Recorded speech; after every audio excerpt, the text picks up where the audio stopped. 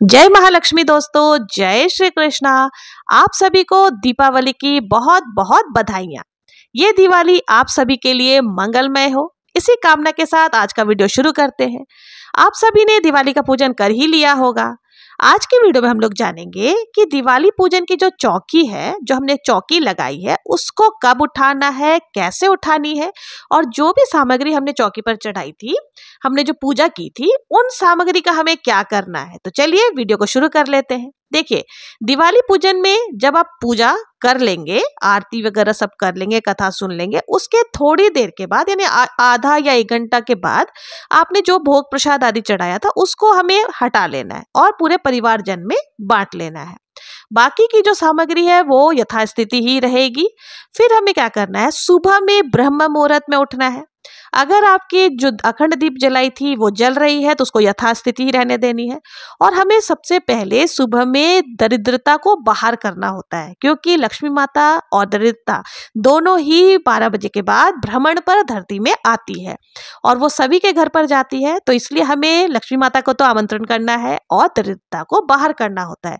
तो उसके लिए आप क्या करें, एक थाली या एक कोई भी सूप होता है उसको ले ले और आवाज करते हुए आपको बोलना है, लक्ष्मी आओ दरिद्रता जाओ, लक्ष्मी आओ दरिद्रता जाओ। इस तरह से आपको करने के बाद फिर स्नान कर लेना है, साफ सफाई कर लेनी है। फिर अपने मंदिर में जहां आपने चौकी लगाई है वहां पर जाकर के आपको जल के छींटे देने हैं पहले।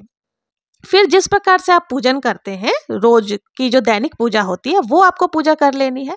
पूजा करने के बाद हमने जो जितने भी वहां पर दीपक आदि है, जो दीपक हमारे पूरे प्रज्वलित हो चुके हैं, उनको हमें इकट्ठा कर लेना है। जो हमने देसी घी के दीपक जलाए थे, और अगर आपने जो अखंड दीप जलाया था, एक तेल का और एक घी का, तो वो दीपक अगर अभी तक जल रहे हैं तो कोई दिक्कत नहीं, उनको यथास्थान पर ही रहने देना, उनको हिलाना नहीं है। बाकी के जितने भी दीपक आदि जो शांत हो चुके हैं उन सबको आपको उठा लेना है, एक जगह आपको इकट्ठा करके रख लेना है, क्योंकि इसको बाद में विसर्जित करना होता है। उसके बाद हमें क्या करना है, सबसे पहले जल का छींटा लगाकर सभी को आचमन करा देना है।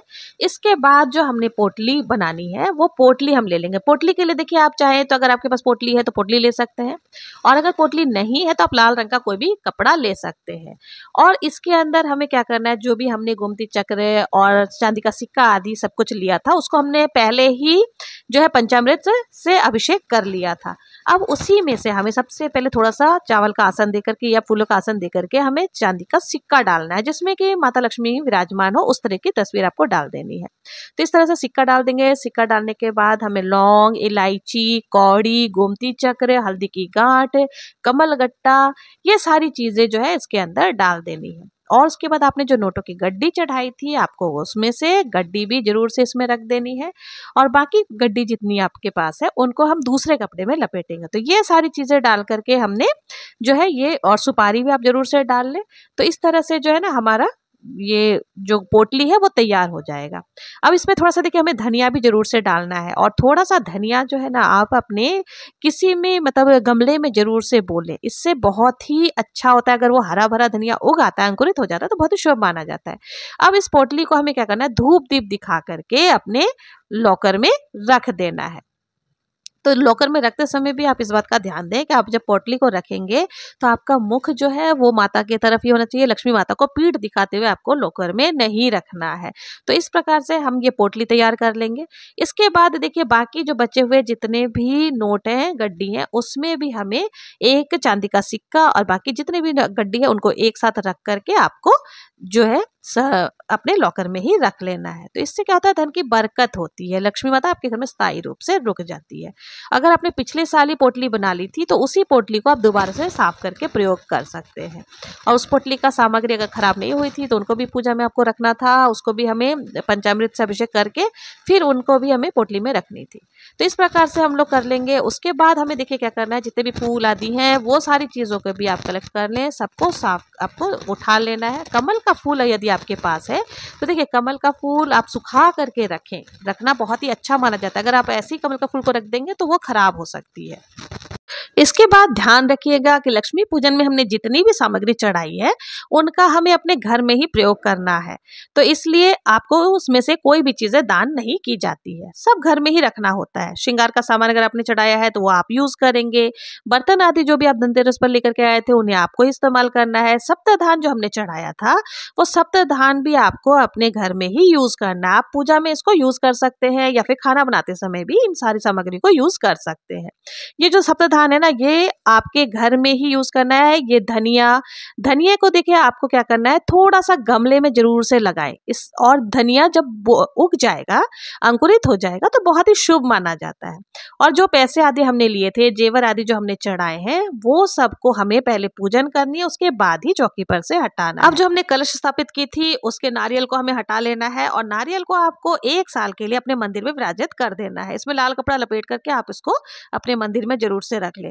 और जो हमने पूर्ण पात्र लिया था इसको भी आपको रख लेना है। साथ ही जो हमने उसके अंदर जल है और अशोका के पत्ते हैं, इसको हमें विसर्जन कर देना। जो भी हमने अन्य फूल आदि रखे थे उसके साथ ही विसर्जन कर देंगे। पहले हमें जो जल है, इस जल का पूरे घर में छींटा जरूर से लगाना है। बहुत ही अच्छा माना जाता है, इससे नेगेटिविटी दूर होकर पॉजिटिविटी का वास होता है।